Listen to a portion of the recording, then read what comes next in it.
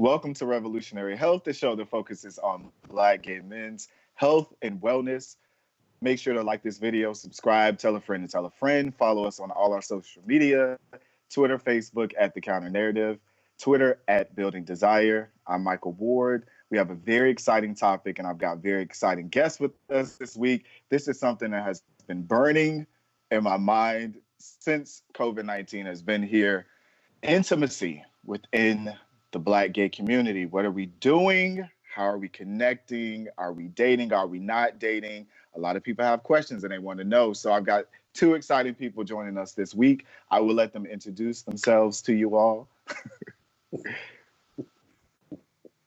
So, hello, my name is Lamont Scales. I am a dating coach and matchmaker with a company called Better Way to Meet. Thanks for having me here. I'm looking forward to this hilarious and, serious conversation at the same time, right? And I'm Daddy Rod, leather and BDSM educator, sex advocate, health, sex worker advocate. What else do you need to know? I think that's it. Yay. Yes, I think that's what the people want to know. So thank you both for joining me here. I just want to kick it off. What does dating mean for us right now? What does it look like for us in the community right now? Because I know a lot of times we're spending a lot of times in the house by ourselves. Most of us are that are out there. So a lot of people want to connect. We've got time on our hands. We're bored. We have all things going on. Like, what are we going to do in this time to date, to get to interact, to get to know one another? How have you all been dealing with it? So, a lot of my clients, I'm a dating coach. So a lot of my clients and my friends, they are still dating. Like, this has not I'll say some, it has put a little pause in their dating life. Others, they're like, no, I'm still out there. I'm still meeting guys. But the biggest thing I've noticed is guys are just being a little bit more creative. So you can't, everything in Atlanta is shut down. So you can't go to a bar, a club. Or nothing. Yeah. Nothing. So they're like, okay, well, how about we do like a virtual date? So some guys are like popping open a bottle of wine and doing a video conference. Other guys are still, hey, I'm coming over to your house. I'll see you in a little bit. So I think guys are going to be a little bit more creative. I find it odd though. It's just, I'm like maybe you, Michael. If I'm not at work or the gym, I come home and I'm home. So it's really not that hard for me. Only thing that's really hard for me is I love the gym. So with the gym being closed, I'm going stir crazy. But other than that, I mean, being that I work at a job where COVID is kind of exposed. Well, I ain't gonna say exposed, but I work at the airport. So, everyone's wearing masks and everything else. I was like concerned, like, Ryan, are you okay? And I'm like, I'm good. But I think with the dating thing, I don't know. It's funny you mentioned this virtual dating. I don't think I'd ever do that because I'm a personal person. I want to see and touch you and everything. And I'm like, ooh, I'd rather just shut you off in like 2-3 weeks. And then afterwards, like, bam, let's do this. So I don't know. I'm different in that way. But I guess the texting, is a good thing. At least keep communication flowing. Now, personally, will I meet people out? I would, but at the same time, I wouldn't because I've already, before this COVID stuff happened, I always would wash my hands and have hand sanitizers and everything else. So with this, but I realize a lot of people aren't as sanitary as I am. So I kind of take a step back. And I was like, okay, let me just kind of wait till this kind of cools out a little bit and maybe y'all learn some sanitation and hygiene and whatever. And then we'll go from there. So, Yeah, I think those are some things to think about, and especially for the ones who still want to date and want to get out and do stuff. I think it's a great time to explore the city. Take a walk on the Beltline. I've heard people have done that, social distancing, 6 feet apart. I know, Lamont, you were saying a little bit earlier how people still want to go out. Maybe they can do things like riding bikes or things that doesn't mean that they have to be on each other, so to speak, but it's still a way to get to know people and just be creative. I think this is really forcing us to be creative in how we connect and use technology because like you, Daddy Ra, I like to see people in person. I want to read the body language. I There's an want to do energy all of exchange. those There's an things. energy Yeah, exchange. it's an energy. Yeah, and it's like, well, and you can't really do it by like, oh, let me touch you. Oh, I can't because we're on the screens. I'm like, I don't know. I just can't do all that. So I'd rather just remove myself from it and just say, okay, let me just handle this by myself. I feel like you can be creative on a video. Like, I think, like, if you do it the right way. I feel like, again, you have to use your imagination. I think you can still be romantic. You can still be sexual. You can still be intimate. You can still feel like you're in the same space.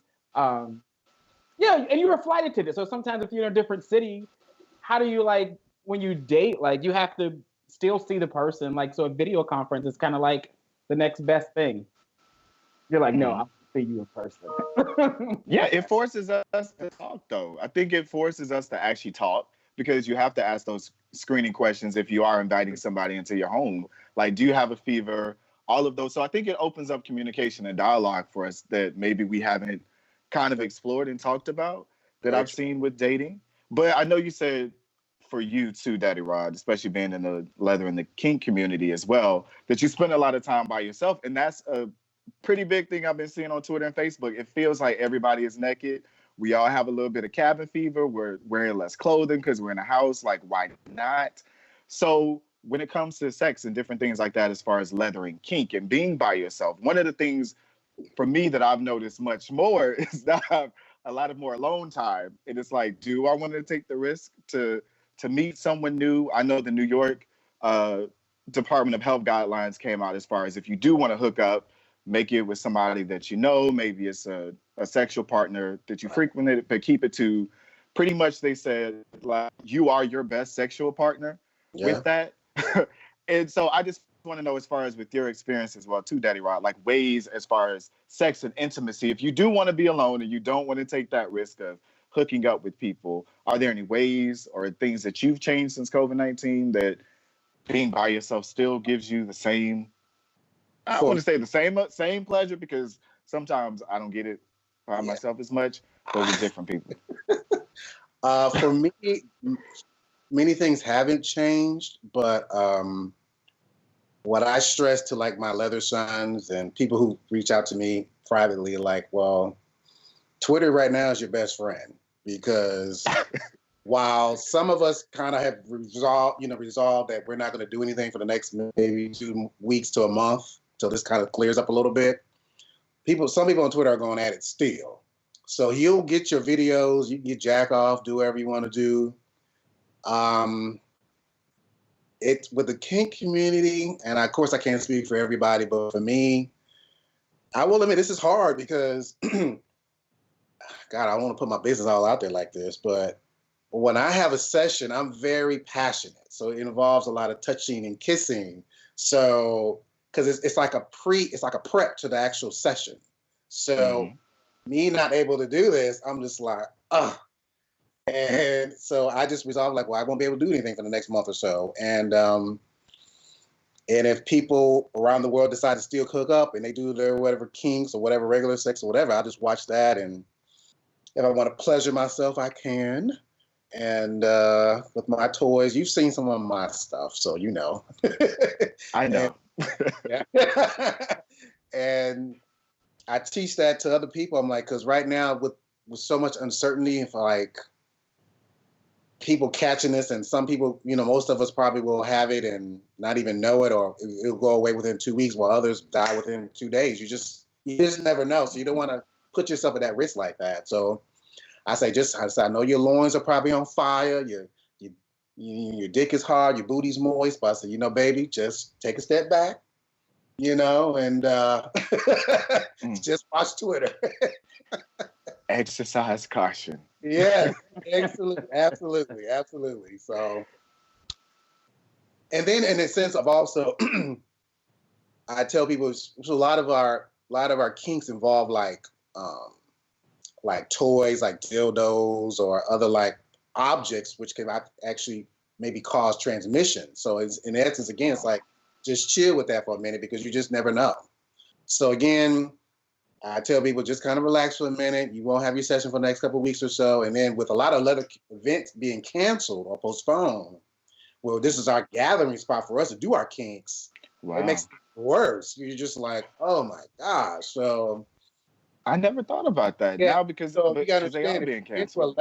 a leather event mainly, they don't really want to say it, but they're huge sex events and kink events because if you meet people. With the internet's a great thing. You meet people from around the world who might share your kinks or whatever, and you go to these other events. That's your way to get together and do what you do. So with like the three major ones have been canceled or postponed, I should say, till the fall, which usually would start happening this month through May or June, actually. So now with these being canceled and everyone being sheltered in place, I don't care what anyone says, this cabin fever is going to kick in hard. People are like, I got to go out and do something. So hopefully they'll be able to kind of keep it to themselves. But, and we'll talk about it later. But one thing I've noticed, and I don't want to talk about this too much, but what this has shown a little bit also is an underlying situation with sex addiction, because some people just got to have sex like all the damn time, no matter what the risks are. And I'm like, do you really want to get COVID just to suck some dick or get some ass? I'm just like, I don't know. It's just, it's something. So I used to be an HIV testing counselor, and this just reminds me of the whole counseling process, trying to help people reduce the risk of getting HIV or transmitting it. Just having these types of conversations. And I think the best thing to do is just, we all just have to have like a non-judgmental approach about it and give people the information like, hey, this is how you can contract or you can transmit COVID-19. And here are the ways that you can be safe, and give people options. Some people are gonna stay home and not engage in sex or not go on dates. Others are gonna be like, no, I want to do this, but I want to make it the safest as possible. And I think we just gotta respect folks and allow them to have the ability to be who they are, but just doing it in a safe way. Right. Yeah, and I definitely agree with that. And a lot of people have corona bays or quarantine bays or people that they are. Yeah, I have one. I got a quarantine one. Yes. Yes. Lucky you. Yes, quarantine bay. And I think that's a way of harm reduction if you just are having, sex or interactions or whatever that you want to do with this one person. That's kind of been the growing thing that I've been seeing too, with people having these quarantine bays. How has dating changed? Like, as far as with what you do too, Lamont, a lot of people are still coming to you, I suppose, because I've got nothing but free time on my hands. How do I, exercise caution and judgment, but I still want to date. I still want to get to know somebody different. Like, how are you experiencing that in what you do? Right. And as we as Black gay men, we love to socialize and interact with each other. It's kind of like family connection. We're big on that. So during this time, if you're not working or you're working from home, you're still like, how do I connect with people? And guys are still coming to our dating service saying, hey, I want to meet somebody. Some are saying, hey, I want to do it in 2 weeks. Some are like, no, send me on a date now. But what we do is we just send them to the park, where it's open air. They can ride bikes together, or they can walk around the neighborhood. So there are a lot of things that you still can do and have that in-person connection. Right. But we just do those screening questions. Do you have a fever? Do you have a cough? Are you having issues breathing? Who have you been around? Right. Do you wash your hands? You'd be surprised that the amount of people who don't wash their hands regularly. And I'm like, you have touched that kiosk, you touched all that stuff. And then, no, let me show you how to wash your hands properly so that you can kill anything that's living there. So I think it's just really having those conversations, being safe, being creative. And guys are still going to go on dates. Period. Period. Yeah. And I think what is people don't really want to talk about with COVID, it has really exposed how people, like you kind of said, Lamont, didn't know how to wash their hands as often as they should and aren't as clean as you thought they were. And I was like, okay, so it's because I guess one thing I would suggest, you probably talk about through your dating service. Like, I would love to go out on a date and say, let's go to Piedmont Park and let's do a run together or something like that. Yes. Right. The gays like, well, what are we going to do afterward? I said, I'm going to go home and shower. I don't know about you. I'm like, well, let's do something. But it's again going back to the sex addiction in a way. It's like they got to have sex all the damn time. Like, I'm a sexual person, yes, but damn, not all the damn time. So right, and so it forces us. The one thing I've learned about this whole COVID-19 thing, it forces us to communicate more. Right. To delay sex. Right. I read an article that was saying that on all the dating apps and like Tinder, all those different Grindr, Jack, people are interacting at least 25% more now because they're not hooking up as frequently. But they're like, I still want that connection. I still want to talk to someone, and so it is delaying it. And even for guys who are meeting in person, they're still like, okay, we can go for a bike ride, but you got to go home, bro. Exactly. Like, you got to go home afterwards. I don't want to get it. So I think it's a lot to learn. I don't want to put a value on it to say it's good or bad. But I'm just saying it is what it is. It's different. It's different. Yeah. And I don't into what you were saying, Daddy Rod. To me, I don't want to call it for myself sexual addiction.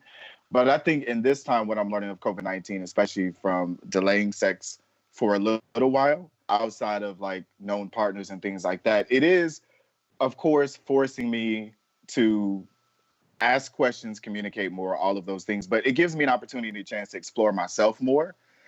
And not saying that I'm my own best sexual partner, but I think a lot of times in my own sexual experience, I'm used to having sexual experiences with other people. But this has been a time for me to really get to know myself better. What do I like? What do I not like?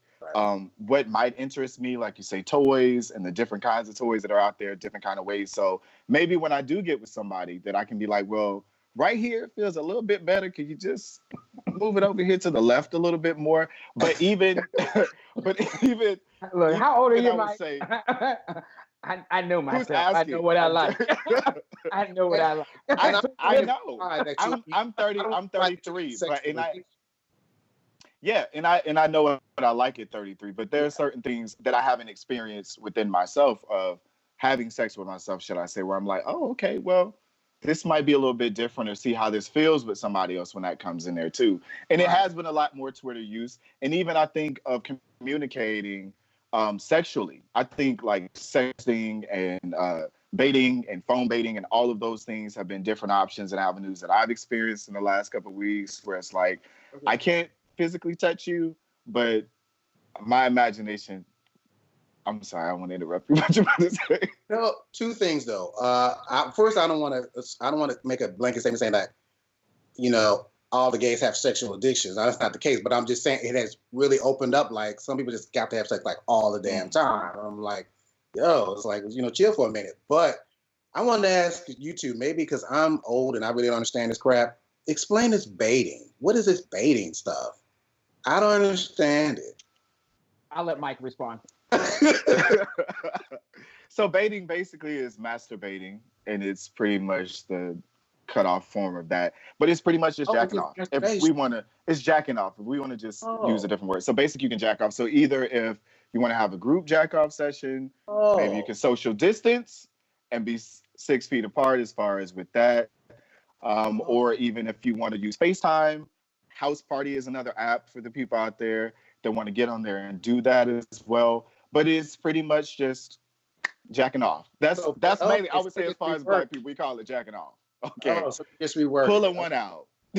I've learned something new about the house party. I've never heard that before. I haven't either. Yeah. That's technology. We have to use these things to be creative with it. To wrap it up. But I definitely appreciate you both for being here with us. Any last thoughts, final thoughts, advice for the people out there? Yeah, I would say, you want to go first, Daddy? Go ahead, Ben. Go ahead. I was going to say, be creative, be safe, have fun, make sure you get educated on ways that you can keep yourself safe. And just, I think we have to figure out ways to make sure that we can still engage with our friends, our loved ones, and keep dating fun, healthy during this time. Because I think it forces us to look at who we are, which is good for us to figure out what type of match or what type of guy we want to be in a relationship. So I think this whole COVID-19 is really pushing us to learn more about ourselves and to figure out how to connect with other guys. For those who follow me on Instagram and Twitter, I posted the signs of COVID. Follow it. Make sure that, you can distinguish if you have a cold, fever, flu, allergies, COVID, take care of yourself. Like Lamont said, be safe. Self-love, baiting, masturbation, whatever you want to call it. Love it, claim it, embrace it. If you have private questions, you know how to reach out to me. And just be safe out there, y'all. It's going to be over soon. Yay!